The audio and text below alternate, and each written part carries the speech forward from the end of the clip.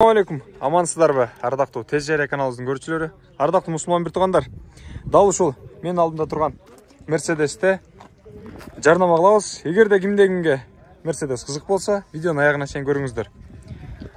Армениянын номери менен белгилүү Мерседес 210, чыгарылган жылы 2002. Кыймылдаткычтын көлөмү 3.2, 10-12 литр расход болот. Коробка автомат. Телефон номерлери иштейт. Ушул жакка байланышасыздар. Ал эми сырткы көрүнүшүн толук көргөзөйүн сиздерге.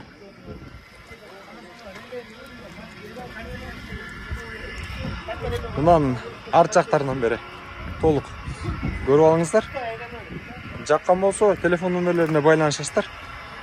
Мен болсо ички салонуна кадам таштайын. Электропакет полный заманбап стилде 210 мультироль. Ошону менен биргеликте гидравлика.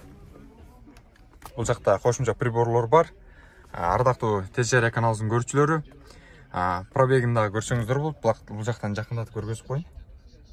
Эгерде кимде-кимге уна кызык болсо, жаккан болсо, телефон номерлерине байланышасыздар. Унанын ички бөлүгү сары булгарыдан. Эгерде кимде-кимге жаккан болсо, уна тезинен байланышып алып калыңыздар. Тез Жария каналы дал ушул Mercedes-Benz'ти сиздер үчүн сунуштайт. Баасы болсо 680 миң. Эгерде келишип жакшы сүйлөшсөңүздөр, кемитип сиздер үчүн түшүрүп берет. Дагы бир жолу ассаламу алейкум.